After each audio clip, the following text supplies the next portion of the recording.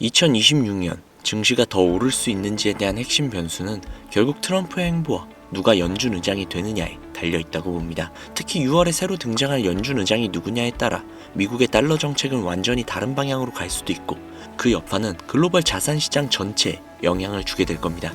원리는 단순합니다. 돈을 풀면 돈은 흔해지고 화폐의 가치는 하락합니다. 그 결과 상대적으로 자산의 가격은 상승하게 되죠.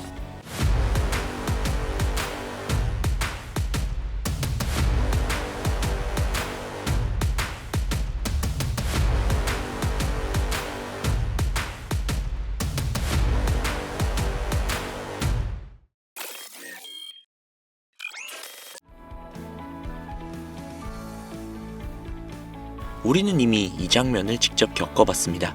2023년 3월 실리콘밸리 은행 파산 이후 연준은 긴축 기조에서 급하게 방향을 틀어 다시 유동성을 공급하기 시작했습니다. 그 결과는 어떻게 됐죠? 증시는 거의 3년 동안 쉬지 않고 상승을 했습니다. 그런데 만약 이번에 등장을 한 연준 의장이 나는 더 이상 돈을 풀 생각이 없다 이런 성향의 인물이라면 그 이야기는 완전히 바뀝니다. 폴리마켓을 보면 현재 가장 유력한 후보로 닉 티머로스 계열 인물과 케빈 오씨가 거론되고 있습니다. 이 중에 케빈 오씨는 분명한 긴축 성향의 인물입니다. 그는 공개적으로 이렇게 말을 해왔습니다.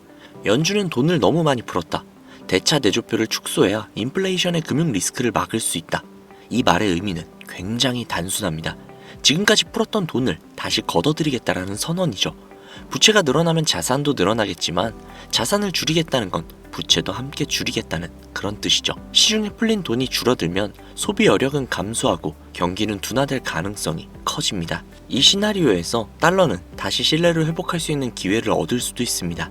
하지만 반대로 기존 연준 기조를 유지하는 인물이 의장이 된다면 달러는 지금까지와 같은 수순을 그대로 밟아갈 가능성이 높습니다. 그래서 앞으로 몇 년간 우리가 어디에 투자해야 할지에 대한 힌트는 트럼프가 지명하는 연준 의장에게서 나온다고 봐야 하겠죠. 1971년 금태환제 포기 이후 달러는 구조적으로 신뢰를 잃기 시작했습니다. 미국은 기축 통화국으로서 달러를 찍어내고 다른 나라들은 미 국채를 사주며 이 팽창을 떠받쳐왔었죠. 위기가 오면 연준은 국채를 매입해서 돈을 풀고 우리는 이를 양적 완화라고 불렀습니다. 그 결과 자산의 가격은 오르지만 실제로는 화폐의 가치가 하락한 것에 가깝습니다. 문제는 인플레이션이 모두에게 공평하게 작용하지 않는다는 점이죠. 1971년 이후 M2 통화량은 꾸준히 증가를 했지만 임금 상승은 그 속도에 따라가지 못했습니다. 서민의 구매력은 점점 더 약해지고 자산가들은 빠른 속도로 자산을 축적해가며 늘려왔었죠. 국가는 부채를 줄이기보다 인플레이션으로 녹이려는 선택을 반복해서 해왔고 그로 인해 부익부, 빈익빈이 더욱더 심해졌습니다. 이런 구조 속에서 중앙은행과 기관들이 선택을 한 대안이 바로 금과 비트코인입니다.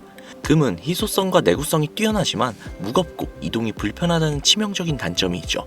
비트코인은 금의 희소성과 달러의 이동성을 동시에 가지고 있습니다. 공급은 2100만 개로 고정이 되어 있고 국경을 넘나들며 누구에게나 직접 전송을 할 수 있죠. 무엇보다도 달러의 통제망 밖에 존재를 하는 화폐이죠. 비트코인이 비싸 보인다는 말은 과거의 기준으로만 본 이야기입니다. 중요한 건 앞으로의 구조 변화죠. 비트코인은 단기 가격을 맞추는 자산이 아니라 정해진 미래에 대비하는 그런 자산에 가깝습니다. 이미 중앙은행과 기관들은 달러 대신 금과 비트코인을 포트폴리오에 편입을 하고 있습니다. 그래서 지금 필요한 건 사야 하나 말아야 하나 라는 고민이 아니라 바로 이해입니다. 비트코인이 왜 만들어졌고 달러가 왜 한계에 다다랐으며 앞으로 어떤 구조로 흘러갈지를 이해하는 것. 결국 중요한 것은 비트코인이 내일 오르느냐 다음 달에 조정이 오느냐 이것이 아닙니다. 진짜 질문은 이거죠. 우리가 쓰고 있는 달러 시스템이 앞으로도 지금 모습 그대로 유지될 수 있느냐 라는 겁니다. 만약 그 답이 아니다 라면 우리는 언젠가 노동과 신용에 의존하지 않는 자산을 반드시 하나는 가져야 하는 시대에 살고 있는 겁니다. 그게 비트코인이 될지 아니면 또 다른 형태의 자산이 될지는 각자의 판단이겠죠. 다만 한 가지는 분명합니다. 이 변화는 가격이 아니라 구조에서 먼저 시작이 된다는 것이죠. 오늘 영상은 여기까지입니다. 이번 영상이 구독자님들의 투자에 조금이라도 도움이 되셨길 바라면서 영상 마무리하도록 하겠습니다. 오늘도 고생 많으셨습니다. 감사합니다.